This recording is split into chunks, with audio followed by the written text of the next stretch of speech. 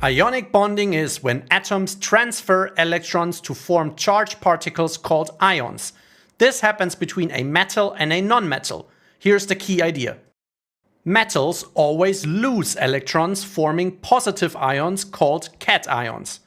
Nonmetals always gain electrons, forming negative ions called anions. These oppositely charged ions attract, forming a strong electrostatic force, which is the ionic bond.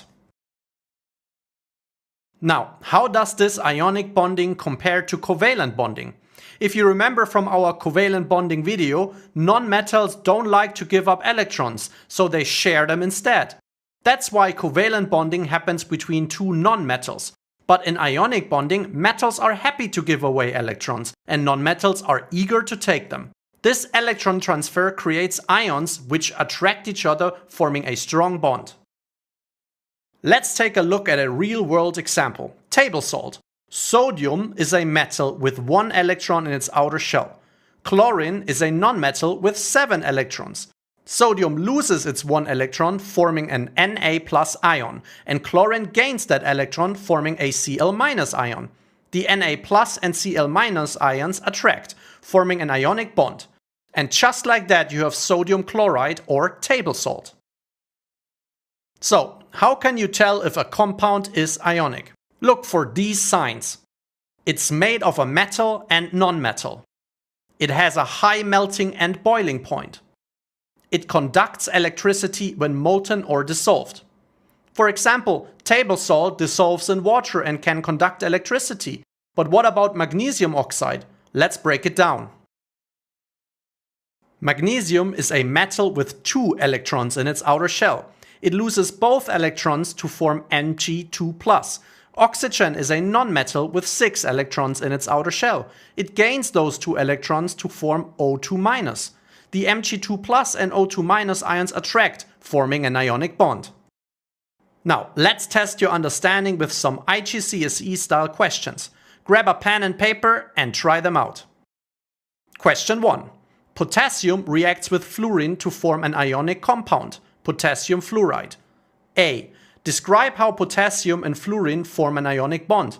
B. Write the electron configuration of potassium and fluorine before and after bonding. Pause the video and give it a try.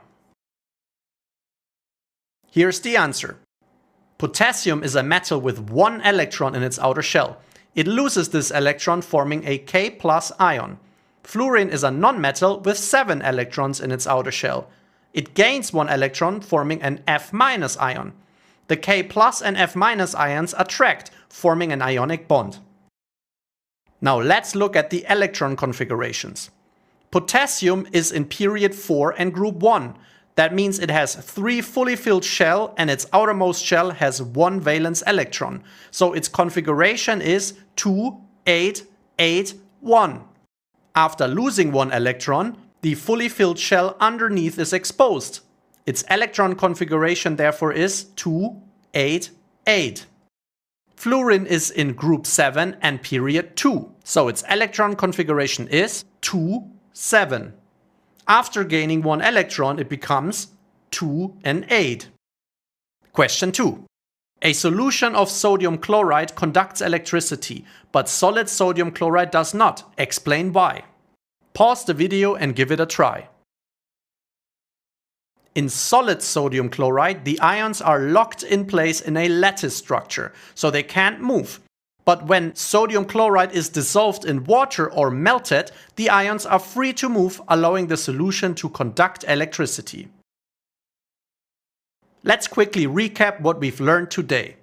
Ionic bonding happens between metals and nonmetals through electron transfer. Metals always lose electrons to form cations. Nonmetals always gain electrons to form anions.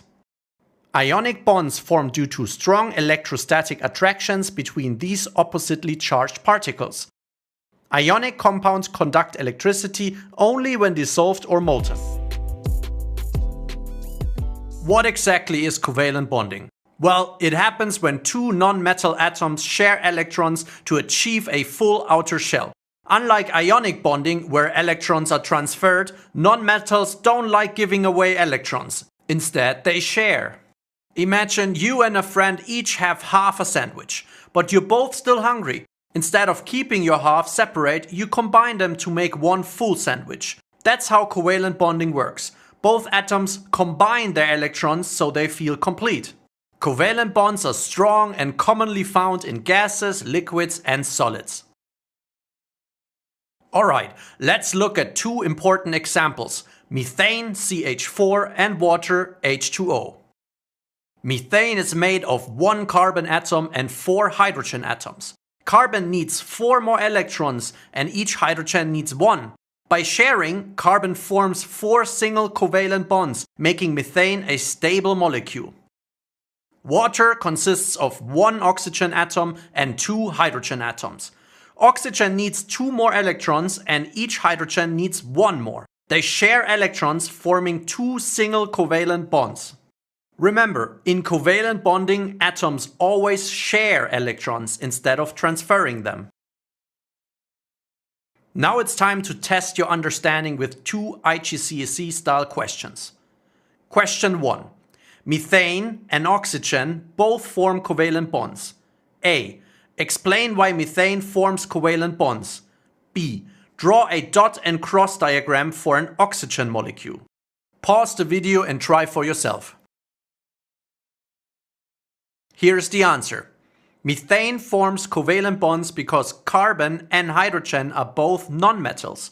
Since nonmetals do not give away electrons, they share them, allowing each atom to have a full outer shell. Oxygen, O2, forms a double covalent bond because each oxygen atom has 6 outer electrons and needs 2 more to complete its shell. Question 2. Which of the following pairs of elements are most likely to form a covalent bond? A. Sodium and chlorine. B. Oxygen and hydrogen. C. Magnesium and oxygen. Pause the video and try for yourself.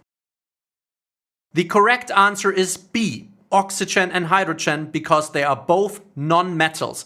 Sodium and chlorine are a metal and a non-metal, and they would form an ionic bond. The same is true for magnesium and oxygen.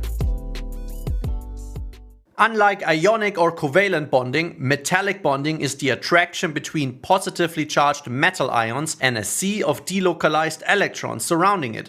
This unique structure gives metals their key properties. Let's take a closer look. In a metal, atoms lose their outer electrons, forming positive metal ions arranged in a lattice structure. The lost electrons don't stay with one atom, instead they move freely throughout the entire structure, creating a so-called sea of free electrons. These delocalized electrons hold the metal ions together with a strong force of attraction. This special bonding structure explains why metals have these 3 important properties. High electrical conductivity. The free-moving electrons allow metals to conduct electricity and heat easily. This is why copper is used in electrical wiring. Malleability and ductility. Metals can be bent, shaped and stretched without breaking.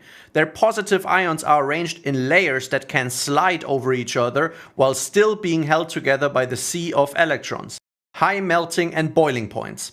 The strong attraction between metal ions and the delocalized electrons requires a lot of energy to break, making metals solid at room temperature with high melting points.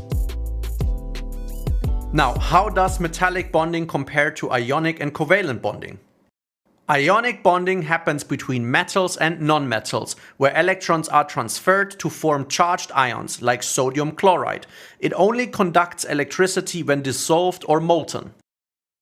Covalent bonding happens between nonmetals, where electrons are shared, forming molecules like water. Most covalent compounds don't conduct electricity. Metallic bonding happens only between metals. Instead of transferring or sharing electrons, metals have a sea of delocalized electrons, making them great conductors in any state, which is why copper is used in wiring. For more information about ionic and covalent bonding, check out my videos. Now, let's test your understanding with 2 IGCSE style exam questions.